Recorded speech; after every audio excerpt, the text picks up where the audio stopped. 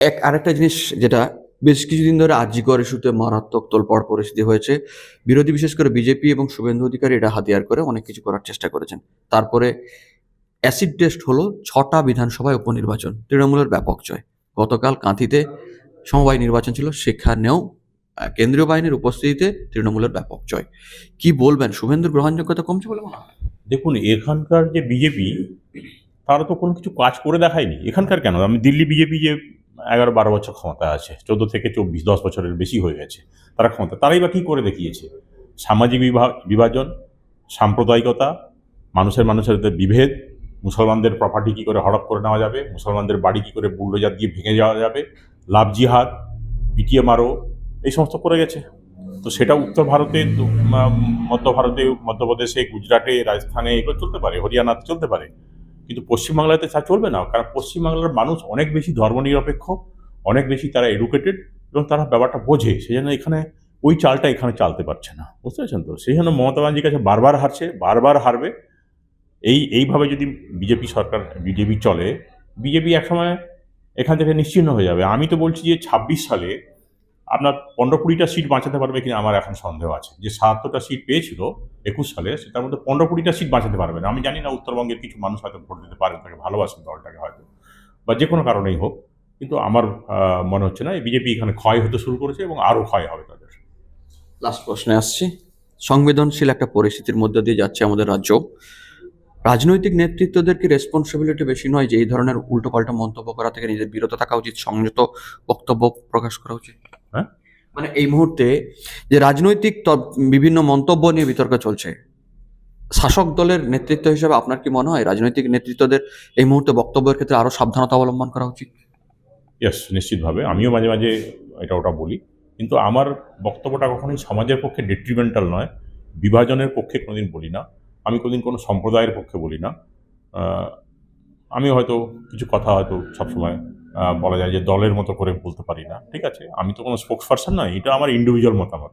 এবং এটা নিশ্চিতভাবে আপনি ঠিকই বলেছেন, নিশ্চিতভাবে আমাদের সবারই সতর্ক থাকা উচিত বক্তব্য রাখার ক্ষেত্রে। বিশেষ করে যখন আমি সোশ্যাল মিডিয়াতে বলছি, কিংবা আমি এই মিডিয়ার মাধ্যমে, যে টেলিভিশন চ্যানেলগুলো বা প্রিন্ট মিডিয়াম, হ্যাঁ হ্যাঁ, এগুলো কি হয়, একটা অ্যাডভার্স এফেক্ট আছে। প্রত্যেক জিনিসেরই একটা কথা বললাম আর শেষ হয়ে গেল তা তো নয়, এটা নিয়ে একটা জেদ চলতে থাকে আর কি।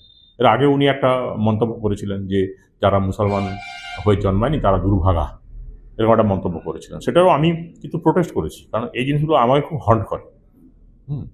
আর যদি সত্যিকারে ফিরে থাকি মুসলিম কমিউনিটির জন্য কিছু করতে চান, তাহলে তাদের জন্য, তাদের আপলিভমেন্টের ব্যবস্থা করুন, তাদের একটু মান মর্যাদা কী করে বাড়ে সেটার জন্য ব্যবস্থা করুন। সংখ্যায় বাড়িয়ে লাভ নেই, যে সংখ্যা আছে তা অনেক আছে, যেরকম বাড়ছে সেরকমই বাড়বে। গ্রোথ রেট মুসলিমদের এখনও একটু হলেও বেশি আছে হিন্দুদের থেকে। পশ্চিমবাংলায় বা ভারতবর্ষের নীতিকে আমার মনে হয় হিন্দুদের আছে 1.6, আর মুসলিমদের বোধহয় 1.8, তো একটু হলেও বেশি আছে।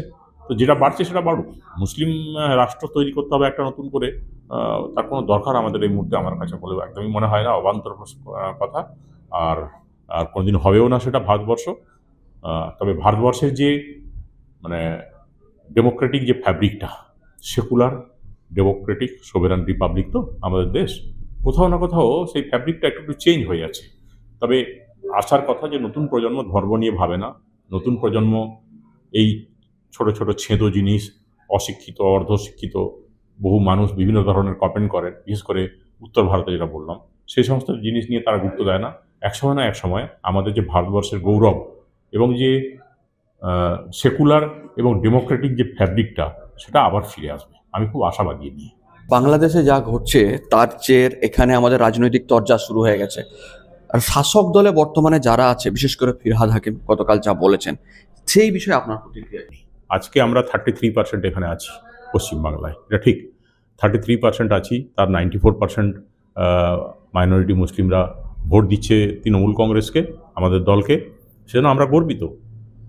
কেন বাড়িয়ে এটা হতে চাইছেন? আমার মনে হয় যে এটা ঠিক নয়। আজকে যে পশ্চিমবাংলার যে মুসলমানদের অবস্থা, মুসলমানদের না, গরিব মানুষেরই অবস্থা, তার মধ্যে বিশেষ করে আমি যেহেতু আজকে মুসলমানদের নিয়ে কথা হচ্ছে, তাই আমি সব মানুষ নিয়ে, আদিবাসী, শিডিউল কাস্ট এদের নিয়ে কথা বলবো না, আমি শুধু মুসলমানদের নিয়ে যদি কথা বলি, তো আমি দেখেছি যে একটা বাড়িতে যদি আমি পুলিশের কাজ করেছি, আমি একটা লোককে ধরে নিয়ে আসি, ধরে নিয়ে আসার পর দেখছি যে যখন ধরে গাড়িতে তুলছি, তার ভিতর থেকে 5 জোড়া চোখ আমার দিকে তাকিয়ে আছে। তার স্ত্রী তো আছেই, তার যে 5টা বাচ্চা, তাদের যে মুখে তাদের যে ভয়, তাদের চোখে যে ভয়, তাদের মধ্যে যে হতাশা, সেগুলো আমি দেখেছি। তো মানুষ তো কোয়ালিটি মানুষ তৈরি করতে হবে, কোয়ান্টিটি দরকার নেই। যদি 5টার জায়গায় 1টা বাচ্চা হয়, যদি 2টো বাচ্চা হয়, তাকে ভালোভাবে মানুষ করুন, মানুষের মতো মানুষ করুন। আমি বলছি না যে হকার হওয়াটা খারাপ, হকার কিছু থাকবেই, কিছু মেশান হওয়া, রাজমিস্ত্রি হওয়া খারাপ। আমি বলছি না যে ঠেলাওয়ালা, সবজিওয়ালা এরা হবে না, থাকবে, সমাজে থাকবে। আমি লিখেছি এগুলো, সব সবাই থাকবে, কিন্তু সবাই কেন মুসলিম কমিউনিটির মধ্যেই কেন হতে যাবে? কেন মুসলিমদের মধ্যে ইকুয়ালি যে আমাদের যে আজকে সুদিন আসুক, ভালো দিন আসুক, বা তারা পড়াশোনা করে কেন এস্টাবলিশ হবে না? কেন তারা সুষম খাদ্য পাবে না?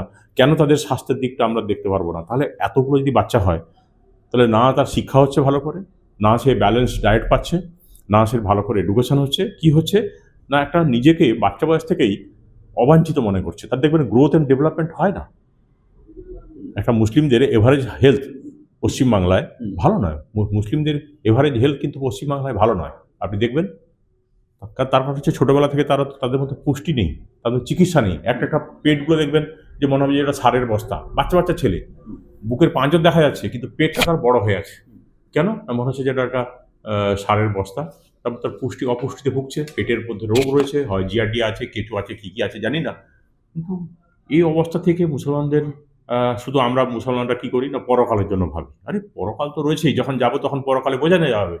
কিন্তু ইহকালে যতদিন বেঁচে থাকবো, যে একটা আমরা দিন নিয়ে ভাবছি, কিন্তু দুনিয়া নিয়ে যদি ভাবি, তাহলে খুব সাংঘাতিক অবস্থায় রয়েছে মুসলমানরা আজকে।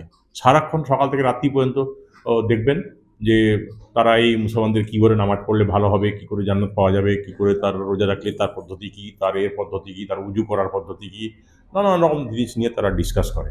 কিন্তু পৃথিবী যে এগিয়ে চলেছে সেই দিকে তার ডিসকাশন নেই। যেন আমি এসেছি একটা মুসাফিরের মতো, কয়েকদিন থাকবো তারপর চলে যাবো। এটাই হচ্ছে মুসলমানদের বেসিক প্রিন্সিপাল। এখানটাতেই গণ্ডগোল রয়েছে। আমি বলবো না গণ্ডগোল, ঠিক কথাটা বলবো না। আমি বলবো যে যখন জান্নাতে যাবো বা যখন জান্নাতে যাওয়ার মতো কাজ করবো, তখন জান্নাতে নিশ্চয়ই যাবো, তখনকার কথা তখন ভাবা যাবে। কিন্তু এই যে আমি 75 বছর 80 বছর পৃথিবীতে থাকলাম, মানে দুনিয়ায়, তো তার জন্য একটা কিছু করবো না? এটা একটা মানে অদ্ভুত লাগে।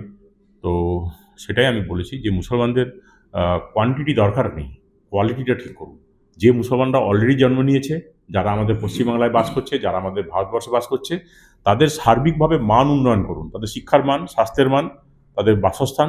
আমি দেখেছি প্লাস্টিকের উপরে বাচ্চাগুলো শুয়ে আছে, একটা ত্রিপলের উপরে মানে সুতির কাপড় পর্যন্ত নেই। জানেন সেগুলো কত হেলথ হ্যাজার্ডাস? একটা প্লাস্টিকের উপরে শুয়ে থাকা, সারের বস্তার উপরে শুয়ে থাকা, আর মারামারি করে, গন্ডগোল করে, যত সব কিছু করে দেখবেন মুসলমানরাই করে বেশিরভাগটাই।